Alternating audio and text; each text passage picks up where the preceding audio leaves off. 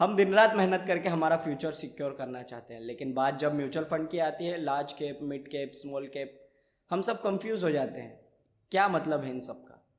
अंबानी का नाम हो और ब्लैक रॉक जैसी दुनिया की सबसे बड़ी इन्वेस्टमेंट कंपनी हो तो दिक्कत तो है यार, क्या मुझे इन्वेस्टमेंट करना चाहिए। क्या है ये जियो का नया फंड? यह है flexi cap mutual fund. Flexi cap का मतलब सिंपल है, फंड मैनेजर खुद डिसाइड करेंगे कि उन्हें पैसा कहाँ लगाना है, लार्ज कैप, मिड कैप या स्मॉल कैप। मतलब रिस्क और ग्रोथ दोनों पॉसिबल है। इसका एनएफओ 23 सितंबर को शुरू हो चुका है और 7 अक्टूबर तक ओपन रहेगा। आप सिर्फ 500 रुपए से शुरू कर सकते हैं। एग्जिट लोड 0, मतलब जब चाहे पैसा निकाल लो। और एक्सपेंस रेशियो 0.5% रखा गया है, जो काफी ज्यादा कॉम्पिटिटिव है। इस फंड को मैनेज कर रही है तानवी कचेरिया, जो ब्लैक रॉक यूएसए में काम कर चुकी है। उनका बैकग्राउंड एकदम स्ट्रांग है और अब इंडियन मार्केट में अपना एक्सपीरियंस यूज कर रही है।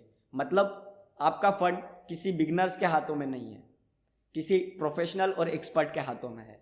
इस फंड का सबसे बड़ा वेपन है ब्लैक रॉक का अलादीन सॉफ्टवेयर। ये एक ऐसा AI based risk management tool है जो हजारों टेस्ट कर चुका है, हजारों कंडीशंस पर। जब मार्केट में डाउनफॉल आएगा तो क्या होगा, इन्फ्लेशन का क्या होगा। मतलब ये सिर्फ गैस के ऊपर प्रिडिक्शन नहीं करता, ये टेक्नोलॉजी और नंबर्स को देखता है। Comparison with other funds, flexi cap में ऑलरेडी बहुत बड़े प्लेयर्स मौजूद हैं। एचडीएफसी फ्लेक्सी कैप फंड, पराग पारिख फ्लेक्सी कैप फंड, इनके पास प्रूवन ट्रैक रिकॉर्ड है, पास्ट हिस्ट्री। और जियो ब्लैक रॉक नया है, इसके पास पास्ट हिस्ट्री नहीं है, ट्रैक रिकॉर्ड नहीं है। अरे फायदा क्या है इस फंड का?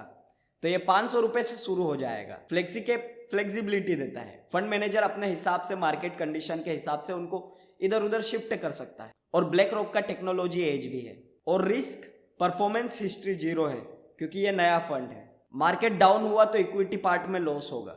डेप्थ फंड जितना सेफ नहीं और पराग पारिख जितना ट्रस्ट अभी बिल्डअप नहीं हुआ है।